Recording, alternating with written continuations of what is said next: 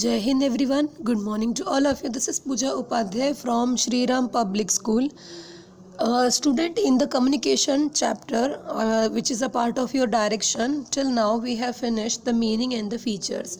Now today in this lecture we are going to start with the process of the communication. How this communication took the place, that is shown in the following diagram. Let's see. First sender, second message, third encoding, fourth medium, fifth decoding, sixth receiver, and the last one feedback. Okay, all these are the elements of the communication process. Now we are going to study about each of them in details. Okay, so are you ready? I hope so. Let's start. First one, your sender, the person, those who send the message. Okay, we also call them as a communicator. Okay, let's see. The sender is the person who sent his idea to another person. For example, if the manager wants to inform his subordinate about the work plan and communicates with him in this regard, here the manager act as a sender. Okay, so sender किसको कहेंगे? The person, those who send the message, that person is known as the sender, or we can say that communicator. Okay, now next, message. What is message? Message is just in thoughts, ideas which come in mind of the person to whom we call as a sender. यानी sender के दिमाग में जो भी idea, जो भी thoughts आते हैं, जो भी फीलिंग्स वो एक्सप्रेस करना चाहता है, ठीक है, वही सारी चीज़ों को हम क्या कहते हैं? मैसेज कहते हैं. Let's see. The message form the subject matter of the communication. It means that whatever the sender wants to say, it is the message. It includes the opinion, feeling, view, attitudes, order, suggestion, etc. We can indirectly say that the things which come in the mind of the sender, that is come to known as a message. Okay. Encoding. Encoding का मतलब पता है, जब sender के दिमाग में कोई thoughts चलते हैं, ठीक है, कोई फीलिंग्स आती है, व्यूज़ आते हैं, इंस्ट्रक्शंस आते हैं, तो उन्हीं को वो नंबर्स में, वर्ड्स में, पिक्चर्स में, गेस्चर के थ्रू, एक्शंस के थ्रू रिप्रेजेंट करता है. ठीक है, तो जो word, symbol, numbers, musics, anything which we use to send our message, that wording is known as the encoding. ठीक है, यानी कि सिंपल मीनिंग है जिसके थ्रू हम अपने थॉट्स को रिप्रेजेंट करते हैं, चाहे वो वर्ड्स हो, नंबर्स हो, पिक्चर हो, गेस्चर हो, उसी को हम लोग क्या कहते हैं? Encoding. It refers to the process of converting the message into the communication symbol. Communication symbol means communicable wording, numbers, pictures, gesture through which you are going to communicate. Okay. For example, to make the use of word, gesture, picture, etc. to convey the message. Clear हो गया? Encoding. Next है media और transmission. देखिए, पहले sender ने क्या किया? Message ready किया, फिर उसको एनकोडिंग किया. अब जब एनकोडिंग हो चुका है, यानी वर्डिंग्स हो चुकी है, अब उसको सेंड करना है. कैसे सेंड करेंगे? फेस टू फेस बात हो रही है तो डायरेक्ट, फेस टू फेस नहीं हो रही है तो phone, email, WhatsApp chat, Facebook chat, Instagram chat, और भी कई सारे चैट के तरीके से. ठीक है, चिट्ठी लिखकर. A person who anxious to send the message has to make use of some medium of for communication. तो इन सब को हम लोग क्या कहते हैं? Medium of communication. There can be the many medium of communication like face to face communication, letter, internet, chatting, telephone, email, symbol, etc. For example, if the message is to be sent to some distant place quickly, it would be proper to use the telephone as a medium of communication during the transmission of the message. It is very important to keep the media of transmission free from noise. ठीक है, मतलब जहाँ पे भी आप communication करते हो, उस टाइम पे जो भी मीडियम आप चॉइस करोगे, वो कम्युनिकेशन प्रॉपर होना चाहिए, नॉइज़ फ्री. अगर करना चाहते हो, यानी अगर आप नॉइज़ फ्री करना चाहते हो, तो वो भी कर सकते हो through male and all. Right. Next है रिसीवर. ये क्लियर हो गया ना आपका? फ्री फ्रॉम नॉइस, यानी अगर आप फेस टू फेस कर रहे हो, टेलीफोन कर रहे हो, there should be noise, right. But अगर आप मेल कर रहे हो, चिट्ठी लिख रहे हो, such kind of things you are using as a means of medium of communication, so noise नहीं होगा, but your message should be transmit, right? It's depend on the situation, time and distance, that which medium of communication we used. Receiver. A receiver is a person from whom the message is sent, for whom the message is sent. क्या कह रहे हैं कि receiver कौन है? जिसको आप message भेज रहे हो. सिंपल. डिकोडिंग, ये इम्पॉर्टेंट है. जैसे एनकोडिंग में क्या हुआ था, सेंडर ने अपने थॉट्स को, फीलिंग्स को वर्ड्स में, पिक्चर में रिप्रेजेंट करके सेंड किया. वैसे ही जो भी मैसेज आया है, चाहे वो वर्डिंग हो, नंबर हो, पिक्चर हो, जो भी हो, ठीक है, उसको पहले डिकोडिंग करेगा रिसीवर. डिकोडिंग यानी जिस फीलिंग, जिस थॉट के साथ सेंडर ने भेजा है, वो उसी मैसेज को उसी वे में लेने की कोशिश करेगा. उसको हम लोग क्या कहते हैं? Decoding. The sender can send his idea briefly in the form of the symbol diagram. Understanding it correctly is called decoding. ठीक है. तो जैसे मालूम है हम लोग शॉर्टकट यूज़ करते हैं व्हाट्सएप चैटिंग में, HRU, that's it. HRU means how are you. It is a shortcut ना, we not typing all the spelling. So जैसे आपने HRU भेजा, तो जिसको आपने भेजा दे ऑल्सो अंडरस्टैंड कि आपने हाउ आर यू ही पूछा है, तो उसको हम लोग क्या कहते हैं? डिकोडिंग. ठीक है, ना कि वो HRU का कोई फुल फॉर्म अलग ही निकाल दे. ठीक. अब यहाँ पे डिकोडिंग में रिसीवर ने मैसेज को अंडरस्टैंड कर लिया उसी वे में जिस वे में सेंडर ने भेजा था. तो लास्ट में क्या आता है? Feedback. Feedback is a signal pointing out to what extent the receiver has really receive and understood the sender message correctly. अगर रिसीवर ने सही से डिकोडिंग कर लिया मैसेज को, ठीक है, तभी वो फीडबैक देगा, अदरवाइज वो नहीं देगा. या तो फीडबैक देगा भी बिना समझे मैसेज को, तो वो नेगेटिव होगा. देखिए, फीडबैक जो होता है वो पॉजिटिव भी होता है, नेगेटिव भी होता है. ठीक है, तो ये भी हो सकता है. Clear? The process of the communication is repeated time and again because of the work continue unabated in the business organization and no work can be accomplished without completing the process of communication. एक बात और बता दें आपको, ये 7 point में से अगर कोई एक पॉइंट भी मिस होगा, we can't say that communication took the place. Sender नहीं होगा तो कम्युनिकेशन नहीं होगा, मैसेज नहीं होगा तो कम्युनिकेशन नहीं होगा, रिसीवर नहीं होगा तो भी मैसेज कम्युनिकेशन नहीं होगा, फीडबैक भी अगर नहीं गया तो भी हम यही कहेंगे कम्युनिकेशन नहीं हुआ. ठीक है. Next, types of communication. Generally formal और इनफॉर्मल है. सिंपल है. आप लोग लेटर्स वगैरह जब इंग्लिश में लिखते हो तो आपने देखा होगा फॉर्मल लेटर, इनफॉर्मल लेटर. जो डिफरेंस उसमें होता है वही यहाँ पे भी होता है. Formal communication, informal communication. So चलिए स्टार्ट करते हैं. Formal communication meaning. Formal communication refers to interchange of the information officially. क्या कह रहे हैं? Formal communication refers to interchange of the information officially. Means you have to follow code of conduct. The flow of communication is a controlled and is a deliberate effort. This make it possible for the information to reach the desired place without any hindrance and a little cost and in a proper way. This is also called as known as through proper channel of communication. यानी कि जो बड़े organisations होते हैं वहाँ पे formal communication follow किया जाता है. इसका मतलब ये है कि कम्युनिकेशन का एक सीक्वेंस होता है, जैसे top to middle, middle to lower, इस तरह एक फॉर्मली यूज़ करते हैं, तो उसको हम लोग क्या कहते हैं? Formal organisation. ठीक है.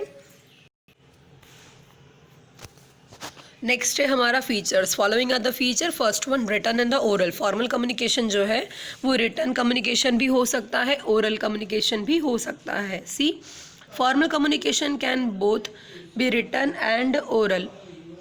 Daily works are handled through oral communication while the policy matter require written communication. क्या कह रहे हैं? अगर आप डेली कम्युनिकेशन करते हो, डेली वर्क से रिलेटेड कोई बातचीत है, तो वो ओरल भी इनफ है. बट अगर कोई पॉलिसी मेकिंग है, कोई पॉलिसी बनाने से रिलेटेड है, तो उसको हमेशा रिटन कम्युनिकेशन करिए. द रीज़न बिहाइंड ओरली अगर आप पॉलिसी मेकिंग करते हैं, there should be the risk of unfollowing that thing because they will ask you proof क्या है कि आपने कौन सी पॉलिसी बनाई थी. So we don't having any kinds of the proof. That's why they said that अगर आप ऑर्गेनाइजेशन में कोई पॉलिसी रिलेटेड मैटर में कम्युनिकेशन करना चाहते हैं, so always use written communication. Okay. Next, formal relation. This communication is adopted among those employees where the formal relationship have been established by the organization. The sender and the receiver have some sort of the organizational relation. यानी formal communication जो है ना वो हम लोग एक formal relationship में ही रखते हैं और वो ज़रूरी होता है. जैसे देखिए, अगर आप फ्रेंड्स के साथ बात करते हो तो वो आपका अलग टोन होता है. अगर आप अपने ऑफिस ऑर्गेनाइजेशन में अपने बॉस के साथ बात करते हो तो अलग होता है. ठीक है, तो उसी को हम लोग कहते हैं फॉर्मल कम्युनिकेशन. नेक्स्ट, ठीक है, तो नेक्स्ट है हमारा प्रिस्क्राइब पैथ. इसका मतलब ये है कि जो फॉर्मल कम्युनिकेशन है उसका एक प्री डिसाइडेड सीक्वेंस है कि किस तरह से कम्युनिकेशन एक ऑर्गेनाइजेशन में होगा. जैसे कि आप एक ऑर्गेनाइजेशन में देखे होंगे कई लेवल ऑफ मैनेजमेंट होते हैं, जैसे top, middle, lower and then after platform worker. So इनको पता है एक सीक्वेंस फॉलो करना पड़ता है. जैसे अगर मान लीजिए टॉप लेवल को कोई काम देना है तो they can't go directly to the lower level. In fact they know that this work has to be handle by the lower level. Then also they have to pass the message to the middle, then middle go to the lower, then lower go to the platform worker. This is known as the formal organization. Okay, next है organizational message. Here you must remember one thing कि जो formal communication है उसमें आप personally बातें नहीं करोगे. आपको जो ऑर्गेनाइजेशन से रिलेटेड है वही आप बातचीत कर सकते हो. ठीक है. नेक्स्ट है deliberate effort. This channel of communication is not establish automatically but effort has to be made for its creation. It is decided keeping in a view the objective of the organisation. So next है हमारा advantage. The formal communication has the following advantage. The first one, maintenance of authority of the officer.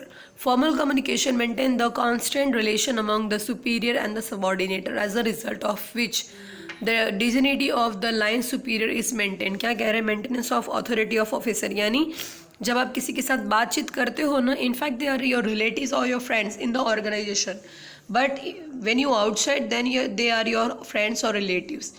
When you do the work in the inside the organization, that time you have the formal relationship among you, like you are a manager, they are a superior, subordinate or whatever. ठीक है, तो आपको अपना एक authority maintain करना है, एक dignity maintain करके ही कम्युनिकेट करना है. Consequently, it is convenient to control the subordinates and fix their responsibility, which is absolutely needed for an effective, successful control. Clear and effective communication. In formal communication यहाँ पे clear cut बातें होती है, क्योंकि यहाँ पे फॉर्मल कम्युनिकेशन में काम से रिलेटेड ही बातें होती है, तो किसी तरह का कन्फ्यूजन नहीं होता है. ठीक है. In formal communication there is a direct contact among the manager and the subordinates. Both understand the capability, habits, feeling etcetera of one another. Manager know as to when and under which condition their subordinate need information. In this way, the communication is capable of making available timely information. Hence, it is clear and effective. ठीक है, तो यहाँ पे पता होता है कि काम से रिलेटेड ही बातें करनी है और जिसकी वजह से कब कौन सी बातें करनी है वो सारी चीज़ें क्लियर होती हैं. ठीक है. सो यहाँ पे किसी तरह के अननेसेसरी टॉक नहीं होता. That's why we call this method as a formal communication. Next है orderly flow of the information. यानी as I told you early, यहाँ पे जो कम्युनिकेशन का पैथ होता है वो पहले से प्रिस्क्राइब है और उनको उसी डायरेक्शन में कम्युनिकेट करना है. The information has to pass through the definite route from one person to another, hence the flow of the information is systematic. Clear. Next is easy knowledge of source of information. In this type of the communication, the source of each information can be easily located. Clear. इसका मतलब ये है कि जो departments के activity से related जो work है वो वहीं पे कम्युनिकेट होगी. तो इससे क्या होता है, हर एक सबऑर्डिनेटर को उनके वर्क रिलेटेड कम्युनिकेशंस की वजह से प्रॉपर नॉलेज होता है उनके वर्क के लिए क्या करना है क्या नहीं करना है. ठीक है. सो उससे रिलेटेड इंफॉर्मेशन उनको ईजिली मिल जाता है. नेक्स्ट है limitation. First one, overload of work. In a modern business organization, much information, many messages and other things have to be communicated. Under the formal communication, they are routed through the definite channel and this consume much more time. क्या कह रहे हैं? Overload of work. यानी आज के competitive world में वैसे तो बहुत ज़्यादा काम होता है, ठीक है, वर्कलोड बहुत हाई होता है, और इसमें भी अगर कम्युनिकेशन सीक्वेंस वाइज फॉलो करना है तो आप जस्ट एज्यूम करिए, मान लीजिए टॉप लेवल को कोई काम करना है, कोई अमेंडमेंट पॉलिसी करनी है, किसी ऑब्जेक्टिव में चेंजेस करना है, तो वो बार बार मिडल लेवल ऑफ मैनेजमेंट को कम्युनिकेट करेंगे, फिर वो लोअर को करेंगे, फिर वो सुपीरियर करेंगे, ठीक है। तो ये सीक्वेंस जब चलता रहेगा तो जो बीच में इन्वॉल्व लोग हैं टॉप और लोअर के बीच में, जैसे मिडल लेवल हो गया, लोअर लेवल हो गए, ठीक है, तो ये लोग और दूसरे एक्टिविटी में फोकस नहीं कर पाएंगे। That's why they said that it is overload of the work. Next है distortion of the information. This method can be hindrance in the flow of the information. Sometimes the distance between the sender and the receiver is so big that the information has passed through many hands, and by time it reaches the receiver it is distorted. Thus it fails to serve its purpose. यानी जो भी purpose से communication हो रहा था, ठीक है, जो भी पर्पस से top level of management platform worker को कुछ मैसेज कन्विंस करना चाहते थे, ठीक है, तो वो एक सीक्वेंस पे फॉलो होते हुए आएगा, जैसे मिडल हो गया, फिर लोअर हो गया, फिर उसके बाद प्लेटफॉर्म वर्कर्स तक आएगा।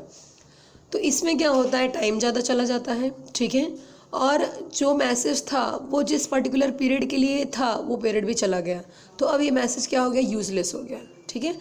जैसे मान लीजिए क्योंकि ये तीनों ज़रूरी नहीं है ना एक ही टाइम पे प्रेजेंट हो ऑर्गेनाइजेशन में, ठीक है, तो इस तरह से क्या होता है कि जो पर्पस होता है कम्युनिकेशन का वो फुलफिल नहीं हो पाता है, ठीक है। नेक्स्ट है indifference officers. The officers do not pay much attention to the suggestion and the complaints of the subordinate which is a part of the communication. In such a case, subordinate may lose his faith in the effectiveness of the communication. ठीक है, तो कभी कभी ये sequence जब top से middle lower platform तक तो आ जाती है, लेकिन जब उल्टे सीक्वेंस में जाना होता है, जैसे प्लेटफॉर्म वर्कर को अगर कोई प्रॉब्लम है, कोई कंप्लेन है, ठीक है, या उनकी कोई सजेशन है, तो जो वो टॉप लेवल तक पहुंचाना चाहते हैं तो वो कहीं बीच में ही रुक जाता है, क्योंकि जो मिडल और बाकी लोअर लेवल के मैनेजर हैं उन्हें वो इतना इंपॉर्टेंट नहीं लगता है complain and suggestion. That's why. तो इससे क्या होता है, जो प्लेटफॉर्म वर्कर है ना, उनके मन में ऑर्गेनाइजेशन के प्रति जो ट्रस्ट होता है वो धीरे धीरे टूटने लगता है. That's why they do their work also in a ineffective manner because of the ineffective communication. ठीक है, सो स्टूडेंट आज हम लोग यहीं पे स्टॉप करते हैं. Informal communication we do in the next lecture, that is tomorrow. If you having any kinds of the doubts, so you can ask me in the evening schedule as usual. Till that, stay home, stay safe, Jai Hind, take care, and I request you student, if you understand my lecture, so please subscribe, like, comment and share my YouTube channel. Thank you. Have a nice day.